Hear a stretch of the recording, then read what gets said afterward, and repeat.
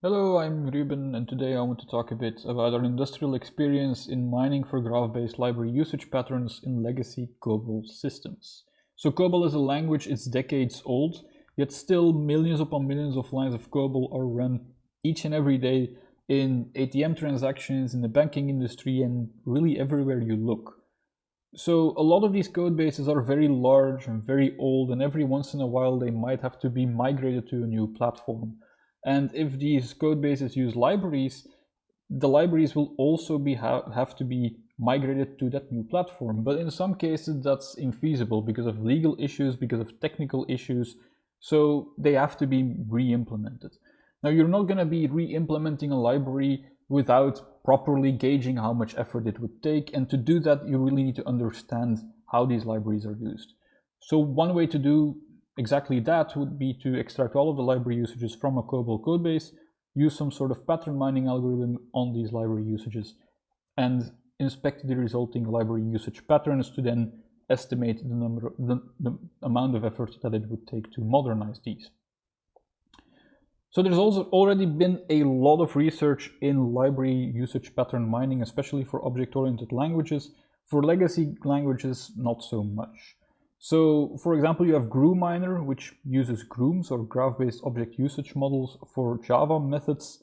And these Groums contain some library calls and the control flow between these library calls. These are really control flow graphs. And then there's also data and data flow edges that describe how data is used in these library usages. And then these Groums can later be mined to find patterns. And we're thinking, okay, let's apply this to COBOL. But of course, COBOL is fundamentally different from object-oriented languages. In Java, you have methods. In COBOL, you don't have methods. There's paragraphs, but those are just labeled sequences of statements. If you don't have methods, you don't have method calls. Instead, you have a call statement that calls another program written in some other file. And, well, that's very different from a method call. And of course, because COBOL is a legacy language, you have these legacy control flow constructs such as goTo and perform, and that should really send chills down everyone's spine, because the combination of these two leads to very complex control flow, kind of spaghetti codes as you wish, even in this very small example. So trying to extract Groums for COBOL codes, well, that poses a number of challenges. I'm not going to go too much into detail in every one of these, but the full details can be found in the paper for anyone who is interested. Now, for example, just a definition of what a library actually is already quite fuzzy in COBOL, so we rely on the user to mark specific programs as being part of a library. Any call to these programs would then be considered a library call. Also, the granularity of Groums is, well, different in COBOL than it would be in OO languages. For example, in Java, you can say, okay, one method is one Groum, but since you don't have methods, that principle obviously doesn't apply. And looking at a separate paragraph, an individual paragraph for each Groum leads to some issues with the Grooms being too small, so we have to look at the whole program as one single Groum. Looking at the whole program leads to interparagraph control flow, which needs to be accounted for. There's also the possibility of iteration through the use of goTos, whereas Grooms are actually acyclic, so that has to be handled. And we also need to make sure that we understand how the program terminates and where the program terminates, because otherwise our Grooms won't really be that representative. There's also a range of other issues, which I'm not going to describe here though. So like I said, single paragraphs are a bit too small for a single Groum in COBOL. So instead we're looking at interparagraph Grooms, more specifically whole program Grooms, so we have to account for interparagraph control flow, which we do via graph inlining. Now our extraction process is two-phased. In the first phase we create intermediate Grooms for each paragraph individually. These contain some auxiliary nodes, such as the explicit jumps that happen in the source code itself, these perform and goTo statements, as well as the implicit jumps that happen at the end of a paragraph that may go to the next paragraph or some other point in the program. And then there's also the termination nodes that will mark when a program stops, and subsequently also the Groum should stop. And then all of these intermediate Grooms can be linked together in phase 2 in the same way that the program would jump between these paragraphs at runtime, and then when they're inlined, you get this very nice and succinct representation of which calls are made in which order. If there was a conditional in the example, there would have been a branch in this graph as well, but that is not the case right now. So we can extract these grooms, but the main question is, can extraction actually scale to very large COBOL code bases? Because a lot of these code bases have millions upon millions of lines of code. To evaluate this, we took two real-world industrial COBOL code bases that were provided by Raincode Labs. The second of these two cases has nearly 23 million lines of code. It's represented by well over 10 gigabytes worth of ASTs. So that's a really good case to actually gauge how performant or how efficient this extraction actually is. So if we extract Groums from both of these cases, we get about a runtime of about 17 minutes for the second case, which is really commendable given the size of the code base. But what we also find is that our Grooms are, well, fairly large. They're in general larger than object-oriented Grooms, which is to be expected because they're whole program instead of single method. But also some of these Grooms are very, very large with more than 1 million edges, which has to do with a lot of the spaghetti code and a lot of the branching.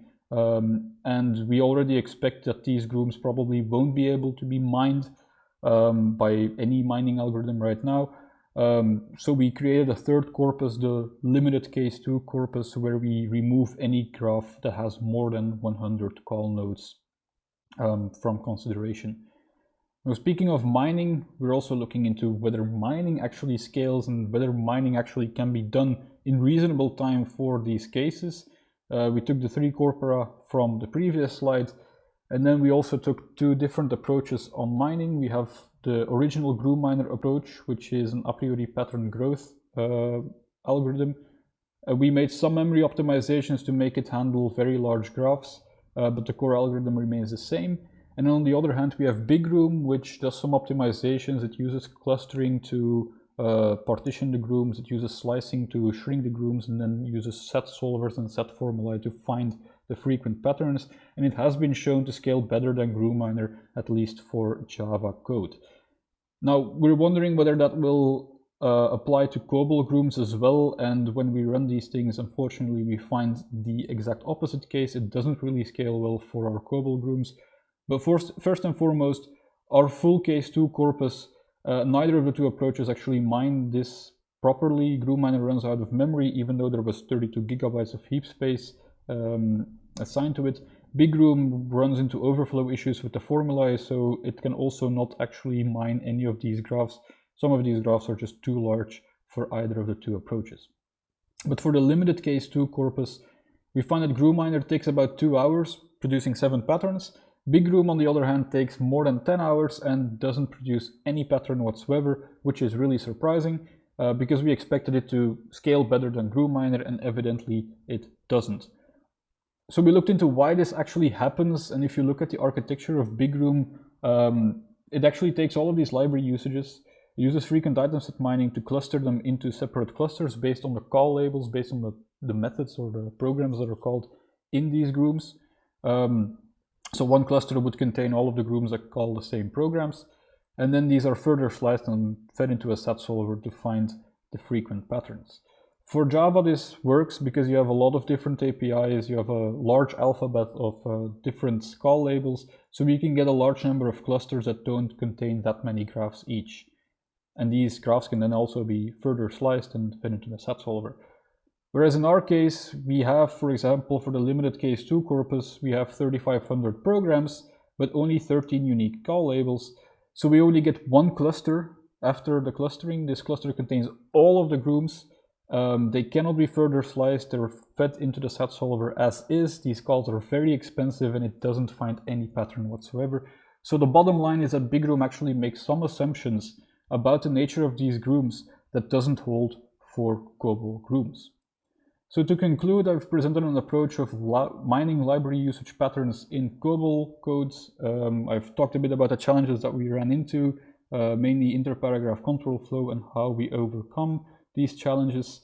I've shown you that we're pretty confident that our extraction will scale to very large COBOL code bases, and that mining can be done in reasonable time given that you use an a priori pattern growth algorithm. Whereas if you use Big Groum, which does scale better for Java, that's actually not the case. It doesn't scale better for COBOL. With that, I end this presentation. Thank you all for listening, and if you have any further questions, I'm sure Ruben in the future will be more than happy to answer them. Thank you.